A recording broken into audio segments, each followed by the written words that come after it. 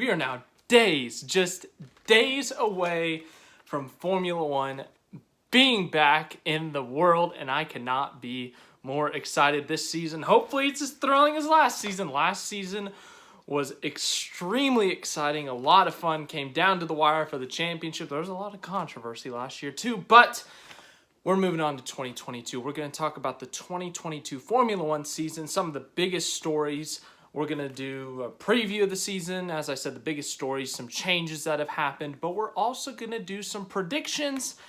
And boy, oh boy, let me tell you, they're something. And this is my first time doing this for Formula One, at least. I've been doing it for NASCAR for a number of years. I'm a newer Formula One fan, so this is my first time doing a full season preview prediction thing for Formula One. So I'm looking forward to it. But yeah, let's get into it. Some of the biggest storylines in 2022 in Formula One. One of the biggest ones, if not the biggest, has to be the new car. Formula One has a new car. It's a new look. I mean, you know, the new nose, it's like a new nose, a new front wing, a new rear wing. A lot of the car has changed. Obviously, teams can still design it in their unique form. But there is also a budget, and this is really the first time that the budget has really taken place or taken in effect, because with the past cars, you know, they were made with no budget, and then when the budget stepped in, those cars were already developed. So, you know, it was already to a point, you know, the same. They were already built. They were already formed. They already knew things about the car.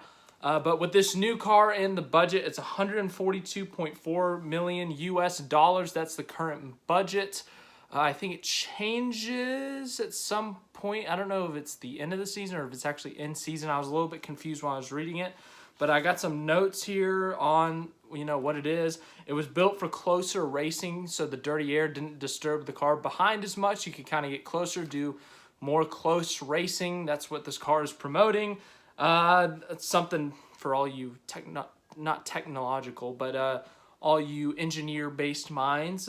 One of the changes, it's got a loss of 35% downforce. It's got over-the-wheel winglets. It's got wheel covers over the actual wheels. This year they are moving to a bigger tire, an 18-inch Pirelli tire. Let's see here. But one thing that is the same is the power unit. That will stay the same as it has been. So for 2021, those are going to be the same power units that are used. They have not yet gotten a new power unit into the cars or a new power unit developed for these new cars. Basically, you know, everything else is different except the power unit, the body, the chassis, all that thing, I'm pretty sure is different. It's a more sustainable fuel used in the car. I got a bunch of notes here, but as I said earlier, teams still can design cars as they want. I mean, there's tons. If you go look at the side pods, it's one of the biggest differences. Most teams have a lot different designs of their side pods. I mean, one of the memes is that Ferraris looks like Eau Rouge, however you pronounce it, at Spa. And then Mercedes originally had side pods, but coming into the Bahrain test, they decided to come out with a completely new design. And it almost looks like they have no side pods. So people have been doing comparisons with the different cars, talking about them. I personally don't understand all the aerodynamic and the small aspects of the technical side of the cars, but it is very interesting, and it's kind of cool to see what these teams can come up with and the differences in the side pods, because they are very noticeable from these pictures. So looking forward to seeing how they race. But that's got to be one of the most talked about things coming into the season. And another thing is the return of something that has been away for a while, and that is the number one. Usually, if you win the Formula One World Championship, you get the option to run the number one, or it used to be you were assigned the number one car. If you won the championship the following year, you would run that. But ever since drivers have gotten to choose their own numbers, you know, the champion for most of those years has been Lewis Hamilton, and he has opted to keep his number 44. But Max Verstappen, who won the championship last year, has opted to run the number one this year, as he looks to defend his 2021 title with Red Bull. Obviously, the number one has not been used since actually Red Bull's last champion, Sebastian Vettel. He ran it in 2014 after winning the 2013 championship. But the number one returns. Obviously, that's going to be a storyline. Can Verstappen defend his world title? How hungry is Lewis Hamilton going to be? There was some speculation over the offseason. Was he going to retire? Was he going to step away? He had been really quiet over the offseason after the Abu Dhabi finale. Obviously, really it was a lot of heartbreak for him and the Mercedes team, and understandably so. Whether you're a Red Bull fan, obviously Mercedes fans aren't too thrilled about how the season ended last year, and you can't blame them. I don't care who you're a fan of. That's a crappy way to lose a world championship, but that's another story right there. The championship battle, obviously Verstappen defending. Can Hamilton get that championship crown back? Can he win the record-breaking 8th title that he is currently tied with Michael Schumacher for 7 titles? And then speaking of things that are back, we said Lewis Hamilton is back. A question and a lot of hype behind this team. Is Ferrari back? Is this the year that they're going to be back as a title contender and potentially winning the title? They haven't won a driver's title since 2007 with Kimi Räikkönen. Kimi now retired from F1. That's hard to believe. But can they make a push for both the drivers and the constructors titles? Then some other stories. We have new drivers, and then we also have drivers, old faces that we know quite well from Formula One, moving to different teams. The most significant one is George Russell. He's been at Williams for a few years, 3 years, I believe, maybe 2. But yeah, he was at Williams. He was a Mercedes development driver. He had shown a lot of speed, a lot of pace. He had done really good in that Williams. But Mercedes finally decided to give him the chance, to give him the opportunity to go up to the top Mercedes team. Hopefully they'll be competing for wins and championships. That is his goal, obviously. So Mercedes looking to continue their dominance, obviously, but not just with Hamilton and Valtteri Bottas. They're going to look to continue that dominance with a new guy, George Russell. Speaking of Valtteri Bottas, he moves to Alfa Romeo, where he is, I believe, on a multi-year deal. Obviously not anywhere close to Mercedes in terms of performance the last few years, that team, but Bottas will probably, well, let's be honest, he will be the number one driver at that team. He's a 10-time Grand Prix winner. He's alongside a new driver in Formula One, Guan Yu Zhou, or Zhou Guan Yu. I'm not 100% sure which one goes first, because I've read multiple articles, I've seen multiple things, and some have said Guan Yu Zhou, some have said Zhou Guan Yu, so someone tell me, correct me on which way it actually goes. I just want to get that right in the future. But he will be at Alfa Romeo for his rookie season alongside Valtteri Bottas. Hopefully he can learn a lot from his teammate. Obviously his teammate, as I said earlier, 10-time Grand Prix winner, has been a part of 5 Constructors Championships. So really good, really experienced veteran as his teammate for his rookie season. One guy, speaking of new drivers, he's not a new driver, but he wasn't racing last year, but he was a reserve driver, and he is back in a Formula One seat full-time, and that is Alex Albon. Raced for Toro Rosso back in 2019, and then got promoted to the Red Bull seat mid-season, raced for the rest of 2019, and raced for Red Bull in 2020 before being demoted to the reserve driver role for Sergio Perez. And he is back in an F1 seat, but it is with Williams, a Mercedes-powered team. So that's quite interesting. But he still has like personal ties with Red Bull, not Red Bull Racing, but Red Bull, the drink company. But good to see him back in the grid. To see him back, he will be teammates with Nicholas Latifi. I believe they were teammates in, was it F2 or F3? I can't remember off the top of my head. And then a big one, a surprising one. We didn't see this one coming, but Kevin Magnussen is back in Formula One. And he's not just back in Formula One. He is back with his most recent team, Haas. He is back in the 20. He is back in Haas. And after a couple weeks, I guess it's only been a week or so, since Haas decided to get rid of the Uralkali sponsorship and decided to drop Nikita Mazepin, they called Kevin Magnussen their old driver, and Magnussen was willing to come back to Formula One, and they've run testing at Bahrain already. He's run some laps in that car, and he was fastest one of the days. Testing doesn't tell all the story. It's difficult to tell, are some teams sandbagging, are some teams, not putting everything forth and that kind of thing. You never know with testing. This first race at Bahrain this weekend will be the first real test, or real, we'll know. But yes, now we go on to what originally was a 23 race schedule, but after the whole Russian invasion of Ukraine, Formula One decided to terminate its contract with the Russian Grand Prix. So it is now a 22 race schedule. I don't know if that 23rd slot will be filled, but what will they fill it in with? Will they fill it in with Turkey, Malaysia, Germany, somewhere else? I don't know. But right now it's a 22 race schedule, so let's look at it. We start off in the Middle East in Bahrain to open up the season. Then we go to Saudi Arabia, which was the penultimate round of last year's season. Then we go back to Australia for the first time since 2019. The pandemic started actually when F1 was in Australia at the beginning of the 2020 season, but they did not race. Then we go to the Emilia Romagna Grand Prix at Imola, third straight year of having a race there. Then we go to the United States, but not for the U.S. Grand Prix down in Austin. It's a new one, the Miami Grand Prix. It's going to be around a football stadium, or American football stadium, Hard Rock Stadium. It's going to be the first ever Miami Grand Prix around the streets or parking lots of a football stadium. Then we go to Spain, to Barcelona. Then we go to the iconic Monaco Grand Prix. Always such a tough track for the drivers, such a cool track to watch. Obviously not the greatest racing, but still, it's so cool to see how on edge those drivers are. Then we go to Azerbaijan, Baku for the Azerbaijan Grand Prix, so back-to-back street circuits. Then we go to Canada, a race that, just like Australia, has not been run since 2019 due to COVID.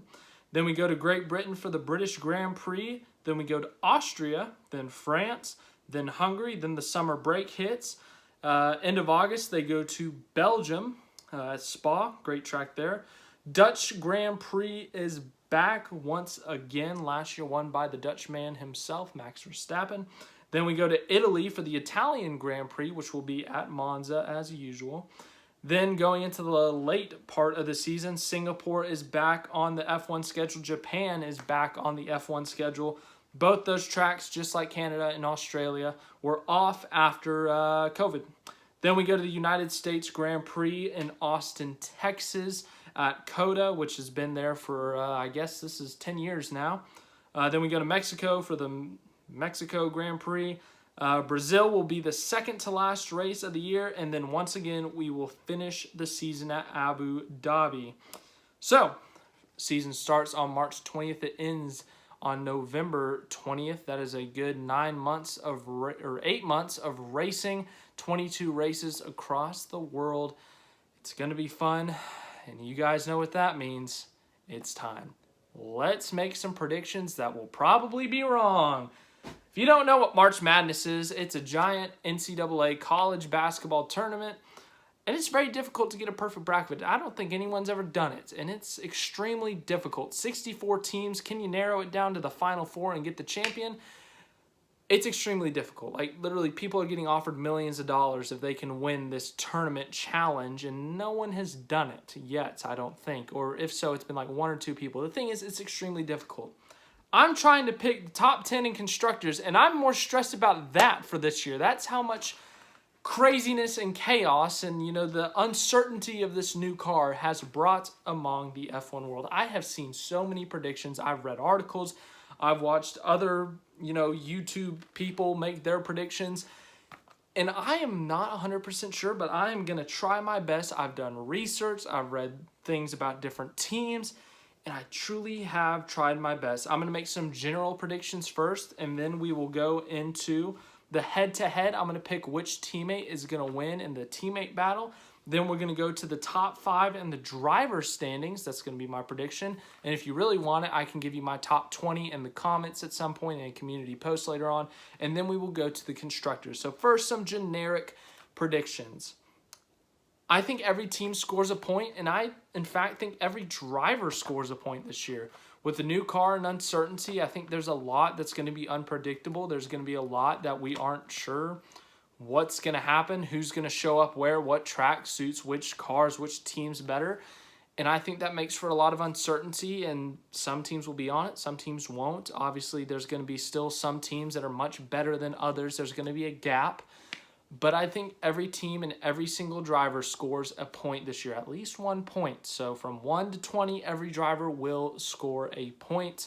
Last year, Haas, none of their drivers scored points. They were pointless last year. The year before, I think it was Williams. They were scoreless in 2020. So the last 2 years we have had scoreless teams. I don't know if there was one in 2019. I think Kubica scored for Williams in 2019. Did Haas score? I think Haas scored in 2019 too. Alfa Romeo scored in 2019. So yeah, I think it's just the past 2 years that we've had scoreless teams. But yes, I think everyone scores this year. Everyone's going to get points. Points for everyone. You love to see it. Going to see a lot of parity, a lot of variety this year. Next up, I think half of the field gets on the podium, at least half. So at least 10 of these drivers. Obviously, we're going to see Mercedes, Red Bull, even Ferrari, and probably, McLaren. But, we could see AlphaTauri up there. We could see Aston Martin, Alpine. We could see Haas on the podium this year. I mean, that's a lot of unpredictability this year. But I think we see half of the field in terms of the drivers make it onto the podium. As for the teams, that's a little more difficult to predict, but I think half of the drivers get on the podium. As for winners, I think we will see 8 different winners, and those winners will be both Mercedes drivers, George Russell and Lewis Hamilton, both Red Bull drivers of Sergio Perez and Max Verstappen, both Ferrari drivers of Carlos Sainz and Charles Leclerc. Sainz will get his first win this year, so I guess that's in there. I think another first-time winner this year will be Lando Norris. And is that 7? And then the 8th one, it's going to be Pierre Gasly. Gasly got his first win in 2020 at Monza. He looked amazing last year. In 2021, I think he got a podium at Baku. I think he gets back to the top step of the podium. I think Pierre Gasly wins a race this year. Which one? I don't know. But we've seen some pretty crazy situations happen in the past that have led to some unexpected winners, like last year at Hungary when Bottas decided to go bowling and take out half the top contenders, maybe more, and that led to an Esteban Ocon win. So yes, now let's go to the head-to-head, the teammates. 10 teams, 20 drivers. That means there's going to be a head-to-head for the teammates. It's not like NASCAR where you got 4 guys on the team. This one's just straight up. Who's going to have more points this year? So we're going to go from last year's Constructors standings, go from the bottom to the top of which guy I think is going to do better. And the first one we have is Haas, Kevin Magnussen and Mick Schumacher. Mick Schumacher in his second year of Formula One last year was a difficult year for everyone at Haas. Schumacher, Mazepin, the whole team, the car was never developed throughout the season. It was a struggle. They never scored a point. I think Schumacher steps it up this year. I think he scores some points. I think he has some good finishes. He does much better than last year. But he demolished his teammate last year. There's no question about it. He out-qualified him almost every race. He beat him in almost every race. And the only races I think he lost was because of mechanical failures, crashes, and I think the one time he actually got beat was like Monaco in terms of like racing. So Mick demolished his teammate, but it's going to be difficult to beat his teammate this year. Sure, he's been out of an F1 car for a year, but he has years of experience. He's actually a pretty good driver in my opinion. I think Kevin Magnussen beats Mick Schumacher this year in the Haas head-to-head battle. But I don't think it's going to be, Mick's going to get absolutely blown out of the water or anything. But I think, Magnussen will outperform him a little bit more consistently. But I think it's good for Mick Schumacher. He's going to learn from Kevin Magnussen. He's going to be challenged by Kevin Magnussen. I think it's a good thing for Mick. So, yeah. Next up, we have Valtteri Bottas and Guan Yu Zhou, or Zhou Guan Yu. I think Bottas wins this one. It's a rookie versus a 10-time Grand Prix winner. I'm looking forward to seeing how Zhou develops, to seeing how he does in this first year. It's going to be a difficult first year, obviously, in Formula One, new cars, but everyone's learning the new cars. But Valtteri Bottas, very experienced driver. He's been a part of a 5-time he's been a part of 5 Constructors Championships. It's hard to pick against him, especially when it's a rookie on the other side of the garage. Next up, we have Alex Albon and Nicholas Latifi, and I see a lot of people pretty easily picking Alex Albon, and I think Albon's a decent driver. You know, he had his moments at Red Bull, had a couple of podiums there, but he also had his struggles at Red Bull. But, you know, Nicholas Latifi's been in this car for a while now. He's got to learn the car. He's got to learn the team. He's really kind of fit into the team, it feels like. I think it's going to be a crucial year in terms of his long-term career if he wants to stay anywhere. But I do think Albon beats him, but I don't think Albon beats him as easily as people are expecting. I think Latifi will challenge him. I think, you know, he'll give him a good push in terms of being a teammate. I do think Albon beats Latifi, though. But I think Latifi makes it closer than what many people are expecting. I have faith in Nicholas Latifi. I like Nicholas Latifi. He seems like a good guy, and he seems like a decent driver. He gets a lot of hate because he's a paid driver, but I think he's actually developed pretty well. He's done great at moments. In fact, just a reminder that he scored points for Williams before George Russell. Just a friendly reminder for you. I know Russell outqualified him a lot, but you know what? Latifi does pretty decent in the races, so I like Nicholas Latifi. I'm rooting for him, but I think Albon gets him. Vettel versus Stroll at Aston Martin. I think Vettel gets Stroll. Last year wasn't the greatest year for Aston Martin, but Vettel managed a podium. He would have managed two if there wasn't like the fuel issue, but Vettel looked really good at times last year. Stroll looked pretty good at times as well. But, you know, this is Stroll. He's been with the team for a while now, even back when they were Racing Point, so he's gotten used to the team. This is Vettel's second year with the team. He's still a four-time champion. I think Vettel edges out Stroll. Next up, we have Pierre Gasly and Yuki Sonoda at Towery. And I think Pierre wins this year again in the head-to-head against Yuki, but last year he destroyed Yuki. But I think Yuki takes a big step up this year. Yuki, he had a lot of struggles last year. You know, he crashed a few times, and, you know, he was frustrated, or he seemed frustrated at times. But I think Yuki makes a big step forward this year. I think, you know, I don't think he'll necessarily beat Gasly or be too close, but I think he'll do much, much, much better than he did last year.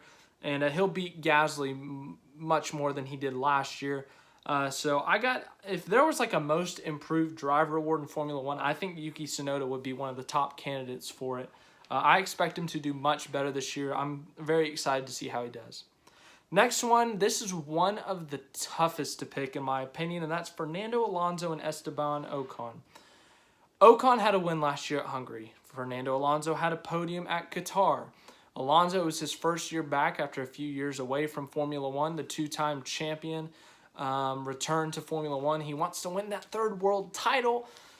But I tell you what, Ocon's proven himself that he's a pretty good driver. He's now a Grand Prix winner. He's looked pretty good, and it was only 7 points that separated the two last year. I think Alonso had 81 points, and Ocon had 74. They finished fifth in the Constructors. So I think it's going to be another really tight battle, and I struggled with this one. But I'm going to give the edge to the two-time champ. I think Alonso just edges out Ocon. But I really do think it'll be a close battle between the two, just like last year. Next is the McLaren team of Daniel Ricciardo and Lando Norris. Norris had an outstanding year last year. Ricciardo, on the other hand, outside of Monza, it was a pretty difficult year. Just couldn't get to grips with the car. He had a few good moments outside of Monza at the U.S. I think it was at Saudi Arabia. He also had a top 5, but other than that, really struggled last year and was really beaten pretty handily by Lando Norris. I think he gives Norris more of a challenge this year, and we saw how he did in year 2 at Renault versus year 1, and I think he'll step up for sure. I think he'll improve a good bit, but Lando Norris was looking great last year. If he can drive like that again, and Norris is a high-rated prospect in F1, he just signed a big extension with McLaren, I think Norris beats him. I think it's going to be a little bit closer this year. A little bit closer. I think it was a 30, 40-point difference last year. I think it'll be maybe half that, maybe 20 or so points. But I do think Norris wins. Now we get to, I said Ocon and Alonso was tough. Let me tell you, this was the toughest one. Ocon and Alonso was tough for sure. But Sainz and Leclair, these are two really good drivers. Leclerc's a Grand Prix winner. He's been with Ferrari for, what is this going to be? Year 4, I believe. This is Sainz's second year at Ferrari. But he also has beaten some really good drivers as teammates and some really highly regarded young talent and, the future of F1, Lando Norris. And then last year, in his first year at Ferrari, he beat Charles Leclerc. People will say Leclerc had bad luck and stuff, and yeah, sure, that I'll give him some of that. I don't agree when people say Leclerc had bad luck at Monaco. I mean, he is the one who drove it into the wall. Sorry. I know people aren't going to like to hear that, but he is. But Sainz was in his first year at Ferrari, and we saw how many guys struggled in their first-year cars. We saw Daniel Ricciardo struggle at McLaren. We saw Sergio Perez at times struggle at Red Bull. So Sainz seemed like the only one who really excelled in his new car, and he beat Charles in his first year at Ferrari, and I feel like that wasn't talked about enough. It was his first year at Ferrari, and he beat Charles, Ferrari's golden boy, the guy who is supposed to be the next champion for Ferrari. Carlos beat him in year one, and it's not like it was a bunch of dumb luck that happened. I think he had, 10, 15 straight points finishes? Carlos impressed me a lot last year, and I really think he's flying under the radar. I think not enough people are talking about him. I really like Carlos Sainz. I think Sainz beats Leclerc again this year.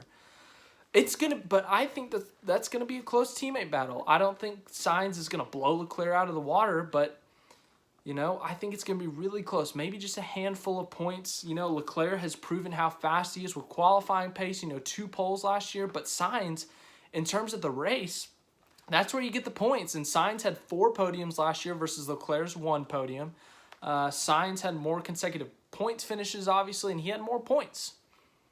Formula One, to win the championship, you got to get points. That happens in the race. Sure, qualifying sets you up, but sometimes, the race is, you just got to do it in the race.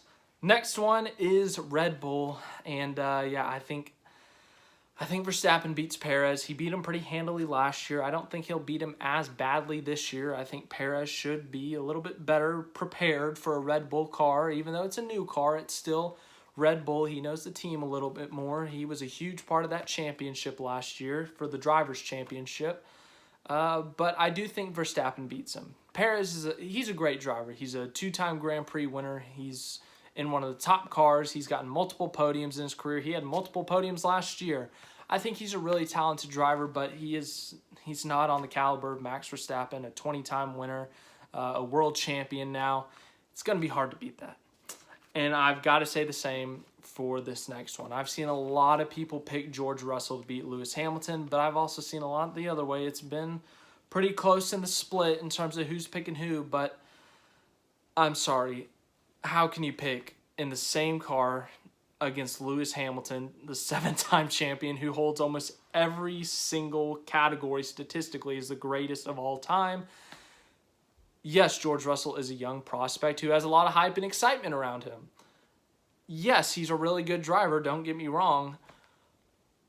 But I find it difficult to see him beating Lewis Hamilton in year one. Sure, Hamilton's on the tail end of his career. He's getting close to calling it a career. He's 37, 38 years old. He's been in F1 for 15, 16 years now. But last year, he had his mistakes, don't get me wrong, at Baku, the brake magic incident. Silverstone, he went a little bit too far into the corner and he hit Verstappen. He had his moments where he struggled last year, but he still had 8, 9 wins last year, a ton of poles.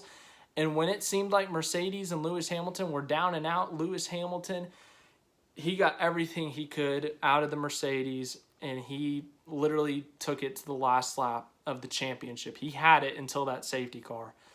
So I just find it difficult for Russell to beat Hamilton. As good as Russell is, it's still Lewis Hamilton, guys. I can't pick Russell to beat Hamilton. I really just can't.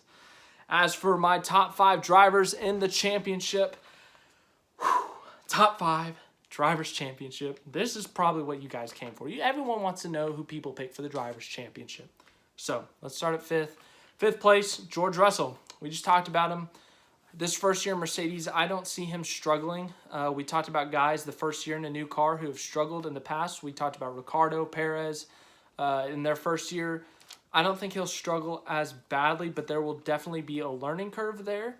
but I think he gets over it pretty quickly. He's a really fast driver. He's a good driver, but I think there is going to be a gap between him and Lewis Hamilton, and I think he finishes 5th. And, yeah, you may be thinking, a Mercedes guy 5th in the standings. This is crazy. What kind of guy is this? Well, I'm a crazy guy because I'm about to tell you something insane. I think we see a 4-way battle for the Formula One Drivers' Championship. I think we see 4 guys fighting for it. I think Russell's going to be a step below these guys, but I think we see 4 guys fighting for the Formula One World Championship. 2 of them are going to be on the same team, and then the other 2 are going to be independent. In 4th place, this is going to be a surprise to you all, but I just talked about him. Charles Leclerc. Leclerc's been very impressive in his career. He's got 2 career wins. He's beaten Sebastian Vettel, a 4-time champion in equal equipment. But golly, I'm telling you guys, I really like Carlos Sainz. He's so good. I mean, he is. He just is. I just really like Sainz. I like Leclerc too. He's really fast, and I do believe he will be fighting for world championships. I think he's going to be fighting for one this year. But it's a tough field that he's going to be up against. So I think he finishes 4th. 3rd place, I think we see defending champion, Max Verstappen.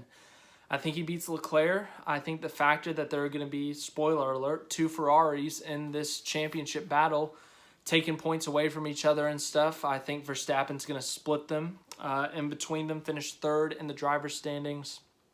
I think he'll have another great year. Multiple wins. If the Red Bull is as good as it looked in testing, I think he'll be up there fighting for another championship.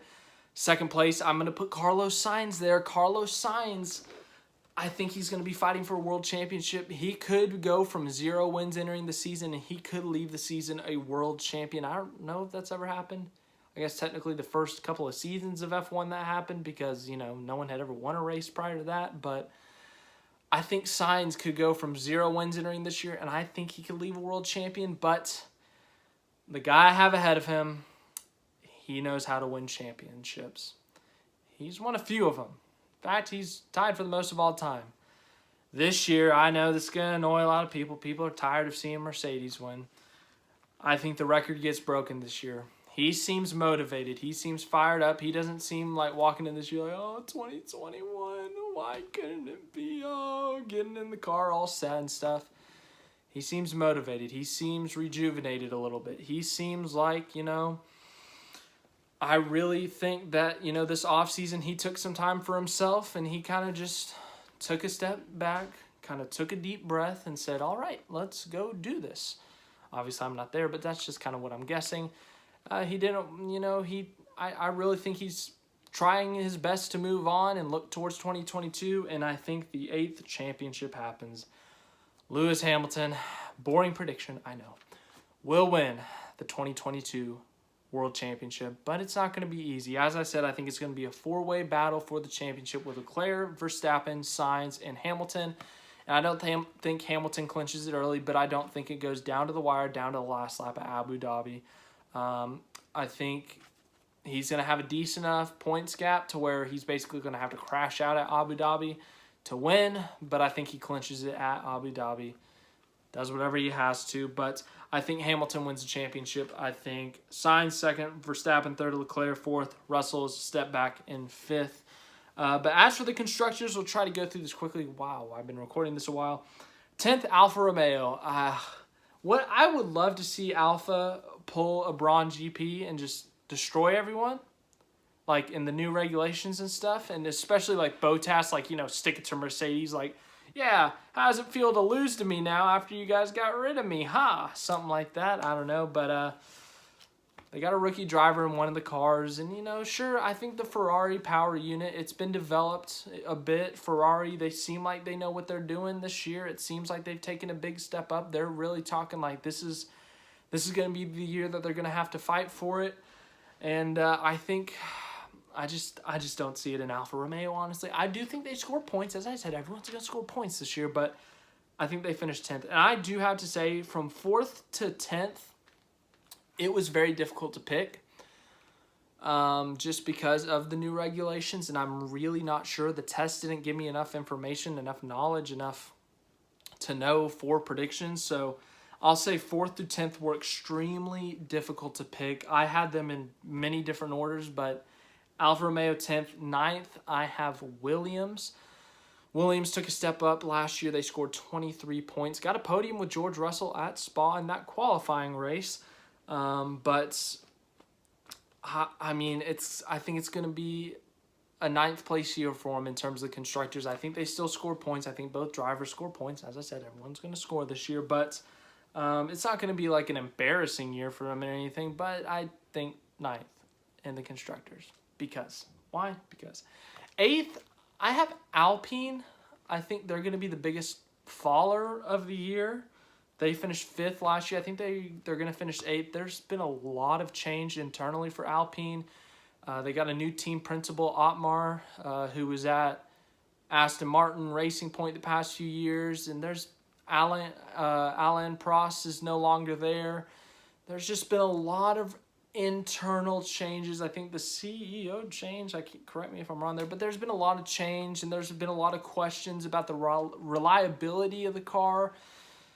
And they do have 2 really, really good drivers, but if the reliability of the car truly is an issue, it's going to play a factor into their championship status, and I think they fall back to 8th in the championship standings. 7th place is the biggest jumper I have in this whole thing, and that's Haas. I think Haas has a decent year, and for them, a really good year.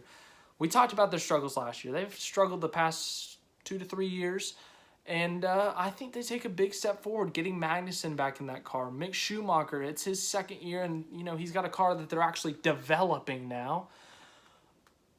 I think that they take a step up this year. I don't think they're going to be consistently fighting for podiums. I don't think they're going to be finishing in the points every single race, but they're going to be fighting for points more consistently, I think, and I'm looking forward to it. I really hope Haas does good this year. Next, Aston Martin. I think they finished 6th in the standings. I mean, they're a tough one to pick. I mean, I had them down in the 8-9 area, but then I also had them at the 4-5 area, but I ended up sticking with 6th. It's a tough one. This whole thing was tough to predict, but Aston Martin 6th, AlphaTauri 5th. I think they take a step up from last year. I think they move up to 5th in the constructors this year. They've looked good in the testing. Their car looks reliable. They've got a really good driver in Pierre Gasly who's looking to prove to those top teams that he deserves a ride in a top team. Yuki Tsunoda's in year 2. I think he's going to take a huge step up. I think Alpha finishes 5th. 4th is McLaren, and I honestly considered putting AlphaTauri in front of McLaren, just because McLaren did have some issues in testing. But Lando Norris, really good driver. Daniel Ricciardo, if he can get it together this year, and the car isn't blowing up every 5 laps or every 3 races or something, I think McLaren stays at 4th, though I could see them dropping behind AlphaTauri. 3rd place in the constructors. These top 3. Just like the bottom 7, I had the top 3 flip-flopping around, switching them all in between, and I struggled with these 3 as well, but here is the results I have. 3rd place, Red Bull. I think Verstappen's going to be in the championship fight. We just talked about that. Perez is going to do good, but I just don't think good enough. I think, it's going to be a difficult year in terms of the championship fight. And I think Red Bull, they looked really good in testing, sure, but I don't believe Mercedes. I don't believe Mercedes saying, oh, we're not going to compete for wins these first couple of races. They've done this before where they try to talk about how they're not good, but they're actually just not trying in the testing, and they go out and obliterate everyone. But I think Red Bull 3rd, but that's not like a bad 3rd. I think they'll still be competing for wins and podiums every week. 2nd place, we've talked a lot about hype and stuff, and I'm going to buy into the hype in one area. Well, I think it ends this year. Mercedes has won 8 straight constructors titles. The streak ends this year. Mercedes 2nd, which means first place, fire up the national anthem of Italy, Italia. Ferrari will win the constructors title with Sainz and Leclair fighting for the world championship. I think that they will be the world champions of the Constructors. I think Ferrari, their car looks really good this year. They've improved the power units. Lots of hype behind them. I don't like to buy into hype all the time, but man, it's hard to not buy into this one. They looked really good in testing. I think Ferrari wins the Constructors' Championship. Mercedes finishes second. Red Bull third. That's just it. I could go on and on and on. Nothing else. That's it. Ferrari will be back at the World Championship. They will be winning races, getting podiums. Ferrari for Italy. But yeah, as for the Drivers' Championship, we got Lewis Hamilton winning in 8th. So we got a fun Constructors' Champion. At least I picked something fun, you know. Nothing against Lewis Hamilton. He's a great guy, all-time great driver. But, you get tired of seeing one guy win a lot. Everyone does. But, I think it'll be a really fun year. I think the title fight will be really fun, especially if I'm right about this 4-driver battle for the championship. But this video's gone on long enough. Hope you guys have a really great day. Hope you enjoyed this video. If you did, make sure to leave a like on it because that makes me really happy. It helps out a lot. If you want to hear more about F1, more about other motorsports like NASCAR, subscribe to the channel. We'll be talking about races all the time, news all the time. We got our first race Sunday at Bahrain. I'm so excited for it. And then, have a great rest. I don't know where you are in the world watching this, but I hope you have a great day, great evening, great afternoon, wherever.